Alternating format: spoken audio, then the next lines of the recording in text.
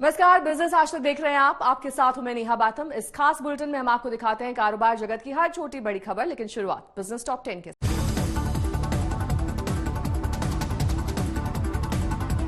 लगातार 8वें दिन बढ़े पेट्रोल डीजल के दाम। दिल्ली में पेट्रोल 30 पैसे, डीजल 35 पैसे प्रति लीटर महंगा। आज के पहले हफ्ते में ईपीएफ पर ब्याज दरों के तय होने की संभावना। ईपीएफओ सीबीडी की बैठक में होगी चर्चा। भारत की आर्थिक गतिविधियों प्री कोविड स्तर से सिर्फ 2% नीचे, नोमुरा की रिपोर्ट में दावा। अनचाही कॉल्स, ऑनलाइन फ्रॉड पर लगेगी लगाम। सरकार ने किया डिजिटल इंटेलिजेंस यूनिट बनाने का फैसला। अब पहले की तरह नहीं मिल सकेगा ज्यादा रिटर्न। नया कानून आने के बाद बिटकॉइन पर लग सकता है भारी टैक्स। इस साल बंद हो सकती है वोडाफोन आइडिया की 3G service. Company 4G service पर करेगी अब फोकस। टैरिफ बढ़ाने की तैयारी में टेलीकॉम कंपनियां। Investment information and credit rating agency की रिपोर्ट में दावा। 2020 में भारत में 15 करोड़ स्मार्टफोन्स किए गए इंपोर्ट। सालाना आधार के हिसाब से आयात में 2.25% की गिरावट। जनवरी में निर्यात में हुई 6.16% की बढ़ोतरी। आयात भी 2% बढ़कर हुआ $42 अरब। कोरोना के इलाज की सुविधाओं में विस्तार करेगा मेदांता। एडीबी देगा 100 करोड़ रुपए का कर्ज। देश की अर्थव्यवस्था कोरोना काल के बुरे दौर को पीछे छोड़कर अब तेजी की सीढ़ियां चढ़ रही है। अक्टूबर, दिसंबर और मौजूदा जनवरी मार्च तिमाही में विकास दर के नए रिकॉर्ड बनाने का भरोसा बढ़ गया है। इस गुड न्यूज पर महंगाई की टेढ़ी नजर है, जिस पर जल्द काबू पाना बेहद जरूरी है।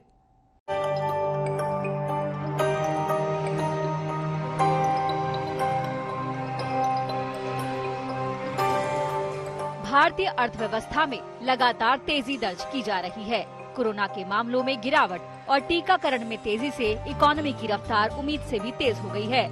इस तेजी ने जनवरी मार्च तिमाही में पॉजिटिव ग्रोथ का अनुमान जगाया है। सरकार भी जनवरी में जीएसटी समेत आए बाकी आंकड़ों के दम पर तेजी का भरोसा जता रही है। जीएसटी का कलेक्शन एवर हाईएस्ट हुआ है। ये सारे आंकड़े हमारी अर्थव्यवस्था में जोश भर रही है। ये दिखाया जा रहा है कि नए जोश के साथ भारत की अर्थव्यवस्था उभर रही है। ये हम दिखता है। और दुनिया के जो लोग हैं उन्होंने ये अनुमान भी लगाया है कि करीब करीब 2 डिजिट वाला ग्रोथ अवश्य होगा। 2 डिजिटल ग्रोथ की संभावना है। उद्योग संगठन PHDCCI के मुताबिक 2020-21 की तीसरी यानी अक्टूबर दिसंबर तिमाही और चौथी यानी कि जनवरी मार्च तिमाही में देश की विकास दर नए रिकॉर्ड बना सकती है। बीते 10 महीनों के दौरान सरकार ने जितने भी आर्थिक सुधार किए हैं उनको PHDCCI ने इस तेजी की वजह बताया है। उद्योग संगठन के मुताबिक बजट में किए गए ऐलान भी अर्थव्यवस्था को नई ऊंचाई पर ले जाने का दम भर रहे हैं। एक सबसे बड़ा पहलू जो इस बजट का है वो है फोकस इंफ्रास्ट्रक्चर की तरफ। इंफ्रास्ट्रक्चर एक्सपेंडिचर और केपेक्स जो हमारे देश के लिए अभी सबसे ज्यादा अहम भूमिका निभाएगा हमारे यहाँ अनएम्प्लॉयमेंट को दूर करने में और जीडीपी ग्रोथ को प्रोत्साहित करने में, उसकी तरफ पूरा ध्यान दिया गया है। करीबन 5,35,000 करोड़ रुपए का केपेक्स बजट है, जो करीबन 35% ऊपर है पिछले साल के बजट एलोकेशन से।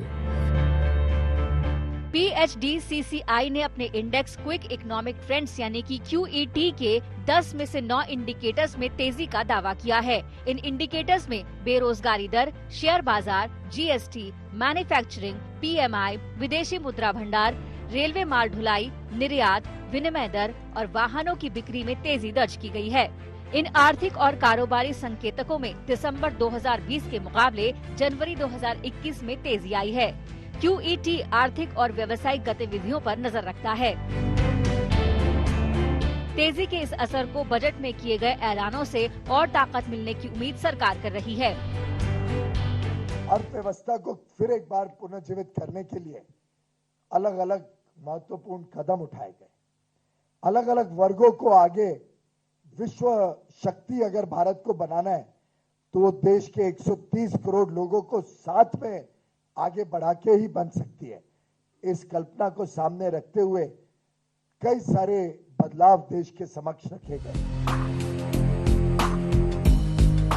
बजट में किए गए ऐलानों से तेजी आने की उम्मीद दूसरे उद्योग संगठनों को भी है। हालांकि तेजी की इस रफ्तार के सामने महंगाई एक बड़ा खतरा बनकर खड़ी है। पेट्रोल डीजल की कीमतों में तेजी से महंगाई एक बड़ी मुसीबत बन सकती है। साथ ही जिस ग्रामीण अर्थव्यवस्था ने लॉकडाउन में भी इकोनॉमी का हौसला कायम रखा, उसमें भी गिरावट आने लगी है। ऐसे में सरकार को अब निवेश को बढ़ावा देने के लिए कदम उठाने होंगे, जिससे ये सब मुश्किलें दूर हो जाएं और अर्थव्यवस्था सरपट दौड़ती रहे। आज तक ब्यूरो।